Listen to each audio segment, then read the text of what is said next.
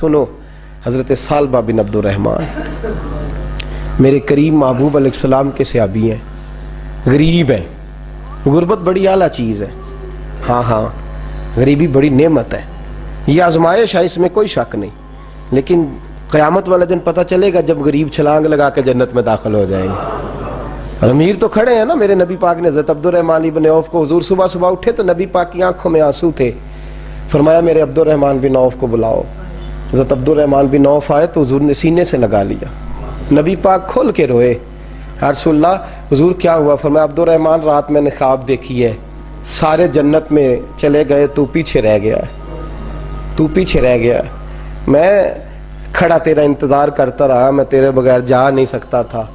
پھر تو آیا ہے تو تیرا سارا وجود پسینے سے بھیگا ہوا تھا. حضرت عبد الرحمن بن عوف تڑپ کے روئے، قدموں پہ سر رہا. حضور میری غلطی. فرمایا یار تیرے پاس مال بڑا ہے، تجھے حساب دیتے دیتے لیٹ ہو گئی. تیرے بیگ کھل گئے، تجھے حساب دینا پڑ گیا، تو لیٹ ہو گیا، میں پریشان ہو گیا. حضرت عبد الرحمن ابن عوف نے 100 گھوڑا مال اوپر رکھ کے حضرت عبد الرحمن نے حضور کی بارگاہ میں پیش کیا. کہا یا رسول اللہ یہ. اور پتہ ایک دن کیا ہوا؟ ایک دن سرکار کے وصال ظاہری کے بعد حضرت عبد الرحمن ابن عوف نبی پاک کے گھر کے دروازے کے باہر آ کے بیٹھ گئے اور یوں سر کو پکڑا ہوا ہے، رو رہے ہیں. حضرت ام سلمہ حضور کی زوجہ باہر آئیں. کہا بیٹا عبد الرحمن کیا ہوا؟ جب پوچھا کیا ہوا تو اور کھول کے روئے. کہا کیوں روتا ہے؟ کہا اماں جی جب تک میرے محبوب حیات ظاہری میں تھے مجھے بتاتے تھے یہ مال نہ کما، یہ کم. میں حضور سے بات کرتا تھا تو حضور روک دیتے تھے. اب مجھے ظاہراً بتانے والا کوئی نہیں، مال کے ڈھیر لگ گئے ہیں. آج حساب کرنے بیٹھا ہوں تو حساب نہیں ہو رہا. سوچتا ہوں اگر میں پھنس گیا تو مجھے کون اس سے بچائے گا؟ آپ محبوب کی زوجہ ہے، میری ماں ہے، میں آپ کے پاس آیا ہوں. اماں جی مجھے بتائیں میں کیا کروں؟ تو حضرت ام سلمہ بھی رو پڑی. کہنے لگے محبوب تھے، میں کہاں ان کی ترجمانی کر سکتی ہوں، میں نبی پاک کی ترجمانی کیسے کروں؟ کہا اماں جی خدا واسطے مجھے کوئی حکم دے دیں، مجھے لگتا ہے عبد الرحمن برباد ہو جائے گا، ہلاک ہو جائے گا، خدا رہا مجھے کچھ بتا دیں. اتنا سارا مال ہے، میں کہاں اس کا حساب دوں گا؟ مہربانی فرمائیں، یہ تجارتیں میرے گلے پڑ رہی ہیں. حضرت ام سلمہ کی جب منت کی تو فرمانے لگی جا بیٹے آدھا خیرات کر دے. کتنا؟ 2.5% نہیں، کتنے فیصد ہے؟ 50%، 50%.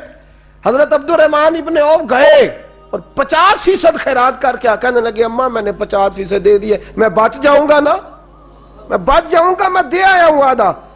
تو حضرت ام سلمہ فرمانے لگی میں نبی پاک کی بارگاہ میں سفارش کروں گی تیری، اور نبی پاک اللہ کی بارگاہ میں سفارش کرے صلی اللہ علیہ وسلم. حضرت ثعلبہ بن عبد الرحمن حضور دعا کر دیں، غریبی ہے. میرے نبی پاک نے فرمایا تجھی اس حال میں ہے بہتر ہے. کرتے ہیں حضور نہیں دعا کر دیں. فرمایا تجھی اس حال میں ہے. تیسری دفعہ پھر آ گئے، حضور نے دعا کر دی. 4 بکریاں تھیں، چند مہینے گزرے، کچھ تجارت شروع کی، چھوٹے موٹا لین دین شروع کیا تو 40 ہو گئیں. کچھ وقت اور گزرا تو ریوڑ بن گیا، پھر گائیں بھی آ گئیں، پھر اونٹ بھی آ گئے، پھر لائنیں لگ گئی. پھر ہر وقت حضور کے قریب بیٹھنے کو دل کرتا تھا. اب لین دین کے معاملات تھے، اب ذرا طبیعت تھوڑی پیچھے ہٹنے لگی، تھوڑا دل پیچھے ہٹنے لگا. پہلے 5 نمازیں مسجد میں، پھر زور اثر کی چھٹی. میری طرف دیکھو اور دیکھو میں کیا عرض کر رہا ہوں. پھر زور اثر گئی، پھر کچھ وقت گزرا تو مغرب بھی گئی، پھر اتنی بڑی حویلی کوئی نہیں. پھر باہر جا کے مدینے سے ڈیرا لگا لیا، جمعے کے جمعے آتے. زکوٰۃ کا حکم آ گیا 2 ہجری میں. حضرت ابو ہریرہ رضی اللہ تعالیٰ عنہ امیر زکوٰۃ مقرر ہوئے. 5 اونٹوں پر 1 بکری، یہ زکوٰۃ ٹھہری. اب جب گئے نا اونٹ گنے اور بکریاں گننے لگے. اوہو 1 کروڑ پہ 2.5 لاکھ کس نے دیا تھا؟ دعا کس نے فرمائی؟ اوہو اتنا، میرے پیسے بینک سے میسج آ جائے گا اتنے کم ہو گئے. اوہو بڑی مصیبت بنے گی. مجھے تو خوشی ہوتی ہے جب آتے ہیں تو یہ اب یہ والا میسج بھی چلے گا کہ اتنے مائنس ہو گئے. توبہ توبہ، پریشانی لگ گئی. بڑی طبیعت، انکار نہیں کیا. کہنے لگے حضور سے جا کے عرض کرنا میں خود آؤں گا، اور جہاں محبوبیت ہو وہاں اتنے لفظ بھی بے ادبی ہیں. وہاں ٹھہر جاؤ، سوچتا ہوں، سمجھتا ہوں، غور کرتا ہوں، یہ جملے بھی وہاں توہین ہوتے ہیں. محبوب ہو اور وہاں انسان سوچ سمجھ کی بات کرے. وہاں انسان، بابا بلے شاہ صاحب نے کہا عقل آخ دی چگے نو سام کے رکھ، عشق آخ دے بال کے سیکنا چاہیے دائے. کہا جا کے کہنا میں آؤں گا. سب کی زکوٰۃ لے آئے، در رسول پہ آئے. حضور نے فرمایا پہلے سالبہ کی بات بتاؤ. پتا تھا نا پہلے سال. حضور اس نے کہا تھا میں آؤں گا. حضرت ابو ہریرہ کہتے ہیں نبی پاک نے ٹھنڈی آہ بھری، آہ ٹھنڈی. فرمایا ہلاک ہو گیا. اس کو کہا تھا نہ اس چکر میں پڑ، ہلاک ہو گیا، ہلاک. حضرت ابو ہریرہ فرماتے ہیں 2 باریک باریک آنسوؤں کے قطرے بھی میں نے محبوب کی آنکھوں میں دیکھے. اپنا ہے نا تو دکھ ہوا، یار میرا اپنا تھا، ہلاک ہی ہو گیا ہے، کدھر چلا گیا ہے. ان کو بھی بعد میں خیال آیا، او ہو میں تو غریب تھا، یہ آیا کدھر سے تھا. میں تو غلامی رسول میں آتا گیا تو رب میری عزتیں بڑھاتا گیا، یہ میں کس چکر میں پڑ گیا. آئے لائنیں بکریوں کی لائے، حاضر کی. حضور وہ میں نے کہا تھا حضرت ابو ہریرہ سے میں خود آؤں گا. حضور میں خود لایا ہوں. فرمایا محبوب نے مجھے تو نہ بتا، میں تو سمجھتا ہوں، میں نے کہا تھا تو میں آ گیا ہوں. فرمایا چل اٹھا، دوڑ جا، لے جا. حضرت ابو ہریرہ فرماتے ہیں انکار محبوب نے سالبہ کو کیا، لیکن آنسو ابو بکر صدیق کے بھی نکل گئے. فرماتے ہیں درد عثمان غنی کو بھی ہونے لگا، تڑپ مولا علی بھی گئے. فرمایا جا لے جا، نہیں چاہیے تیرے پیسے. فرماتے ہیں سالبہ نے ہاتھ باندھے، کہا محبوبہ غلطی ہو گئی. حضور مجھے، فرمایا تجھے کہا نا تیرے نہیں چاہیے، نکل جا. حضرت ابو ہریرہ فرماتے ہیں جب نبی پاک نے رخ پھیرا تو صحابہ کی زبانوں پہ بھی جاری ہو گیا یہ تو ہلاک ہو گیا. کہتے ہیں مدینے میں قحط پڑ گیا. محبوب نے فرمایا بلال تو بھی آج لا. ایک خشک چھوارا حضرت بلال کا قبول ہو گیا، لیکن سالبہ لائنیں لگی یا مال کی. فرمایا جا لے جا، تیرا قبول نہیں ہے. فرماتے ہیں تڑپتے رہے ساری زندگی اور مال کو دیکھ دیکھ کے آہیں بھرتے رہے، لیکن کریم نے اس تجارت کو قبول. حضرت ابو بکر صدیق کے پاس آئے، سرکار کے وصال، حضور قبول فرما لیں. فرمایا ساری دنیا کا قبول ہے، جس کا میرے نبی نے قبول نہیں فرمایا میں کیسے قبول کر لوں. حضرت عمر فاروق کے پاس آئے، فرمایا نہ تیرا قبول نہیں. حضرت عثمان کے زمانے میں وصال ہو گیا. عزیز یاد رکھ، تجارت وہ والی کر جو تجھے نجات دے، اس چکر میں نہ پڑ جا جو تجھے الجھا دے. قرآن مجید کی آیت آئی اقترب للناس حسابہم وہم فی غفلۃ معرضون. لوگوں کا حساب قریب آ گیا ہے اور وہ ابھی بھی غفلت میں پڑے ہیں، ابھی بھی 2 کے 4 اور 4 کے 10 کر رہے ہیں. حساب کا وقت قریب آ گیا. حضرت انس آئے مسجد سے، ایک صحابی مکان بنا رہے تھے، جھونپڑی تعمیر کر رہے تھے. حضرت انس کو پریشان دیکھا تو کہنے لگے انس خیر تو ہے، کوئی نئی آیت تو نہیں آئی؟ تو جناب انس کہنے لگے آیت تو آ گئی ہے، رب نے کہہ دیا کہ حساب قریب آ گیا، تیاری کر لو. جھونپڑی بنا رہے ہیں، محل نہیں، جھونپڑی بنا رہے تھے. ابھی دیوار کچی مکمل نہیں ہوئی تھی، ہاتھ جھاڑ دیے صحابی نے. ادھر رخ پھیرا تو حضرت انس کہنے لگے کہاں جا رہے ہو؟ کہنے لگے بھائی میں حساب نہیں دے سکتا، میں مصطفیٰ کے پاس جا رہا ہوں، میں نے نہیں دیوار بنانی، بس بھائی میری اس دوڑ سے بس میں کوئی نہیں حساب دے سکتا، میں کمزور ہوں. میرے رسول کائنات صلی اللہ تعالی علیہ وسلم نے میرے دوستو تجارت کرو لیکن اس کو عبادت سمجھ کے کرو.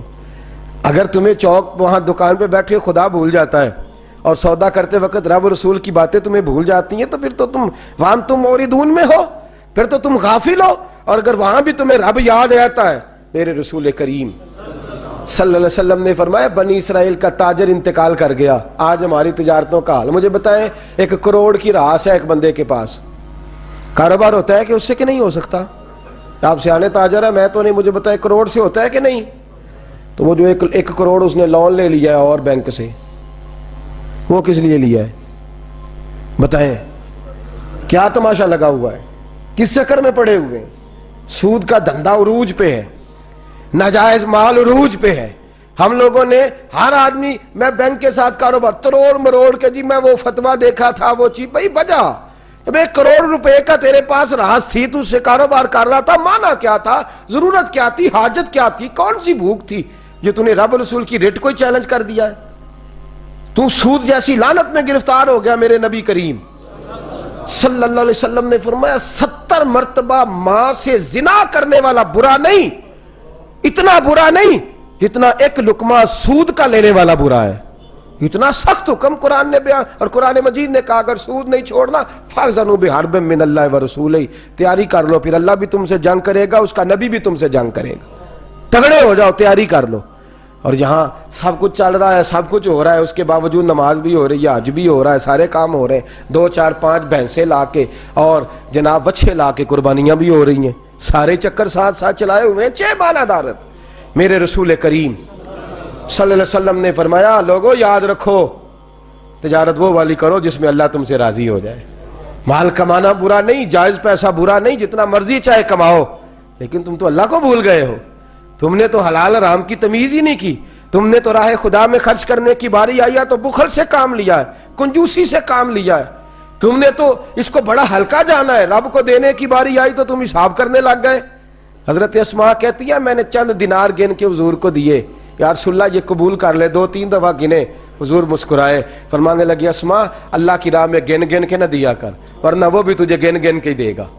حضور کیا کروں؟ فرمایا اس کے رستے میں بے حساب دے، وہ بھی تجھے بے حساب ہی عطا فرمائے گا، تو گننے لگ گئی ہے اللہ کو دے۔ حضور نے فرمایا بنی اسرائیل کا تاجر تھا، قیامت کے دن اللہ نے اسے معاف کر دیا، جنت دے دی، اللہ معاف کر دے گا، تو تاجر کہے گا یا اللہ میں تو دنیا دار تھا، کس برکت سے معافی ہوئی؟ تو رب فرمائے گا تیری تجارت کی برکت سے۔ معافی کس وجہ سے مل گئی؟ نماز روزے حج کی بات نہیں فرمائی، فرمایا تیری یا اللہ وہ کون سی؟ فرمایا تو بتا، تو جب کہتا تھا وہ تیرا ملازم جاتا تھا لوگوں سے پیسے لینے وصولی کر دے تو ان سے کہتا تھا جس کے پاس ہوئے لے لینا، اور جو مجبور ہوا اسے ٹائم دے دینا، تو کیوں کہتا تھا؟ کہ یا اللہ اس لیے کہ تیرے بندے مجبور تھے۔ فرمایا تو دنیا میں میرے بندوں کا خیال رکھتا تھا، میں آج تیرا خیال رکھوں گا۔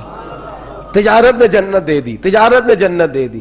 ہم آسانی نہیں کرتے، نرمی نہیں کرتے، بلکہ میں نے دیکھا ہے چودھری صاحب سوٹ لین گئے تھے، انہوں نے آندے نے آ جان کے پیسے تسی لے جاؤ، کاتوں آ جان کے، اگلا لے کے آیا، نال کریڈٹ کارڈ جیب میں ہے، وہ چیک بک ہے، اور کئی اس نے چیزیں رکھی ہوئی، انہوں نے تو لے جا۔ اور غریب عورت بیچاری، اس کی بچی کی شادی ہے، ماڑی ہے نا بی بی، وہ دکان پہ چڑھی اور اس نے کہا وہ والا سوٹ دے، تیرے والا نہیں، یہ اماں تیرے، خدا سے ڈر، اللہ سے ڈر، تو کپڑوں میں بندوں کو تولتا ہے، تو جیبوں میں لوگوں کو تولتا ہے، تو لوگوں کو وزن کرتا ہے ان کا، اماں تیرے والا نہیں، تو کو چھوٹی گل کر، ڈر اللہ سے، تو لوگوں کا وزن بنائے گا، وزن بنانے والا میرا رب ہے، طاقتیں دینے والا میرا۔ ہم نے مالک دکان کے کرایہ دار ہوتے دیکھے ہیں، اور ہم نے بڑے بڑے تاجر یہاں تجارت کرتے تھے ان دکانوں پہ ملازمت کرتے دیکھے ہیں، بے پرواہی ویک سجن دی جتھے کسے دی پیش نہ جاوے، انہیں تاجاں والے در در رولے، منگتے تخت بٹھاوے، اپنی زندگی میں تجارت کر اس رنگ کی کہ تجارت تجھے جنت کے اندر داخل کر دے۔ یہ چند آداب تجارت ہیں۔ آئندہ جمعہ میں بیان کروں گا کہ والدین انتقال کر جائیں تو کون کون سے حقوق اولاد کی ذمہ داری ہوتے ہیں، وہ کچھ حقوق میرے اعلیٰ حضرت نے بیان فرمایا۔ میری خواہش ہے کہ آپ سارے جلدی آ جائیں، اور بالخصوص جن کے والدین ظاہری طور پہ اس دنیا سے چلے گئے وہ ذرا زیادہ ہی جلدی آ جائیں۔ کچھ چیزیں ہیں جو ہمیں سیکھ لینی چاہیے، اور وہ ہمیں شروع کر دینی چاہیے جو ہمارے لیے نفع کا باعث ہوں۔ ہمیشہ مدحت خیر الانام میں گزرے، دعا ہے یہ عمر درود و سلام میں گزرے۔ آخر دعوانا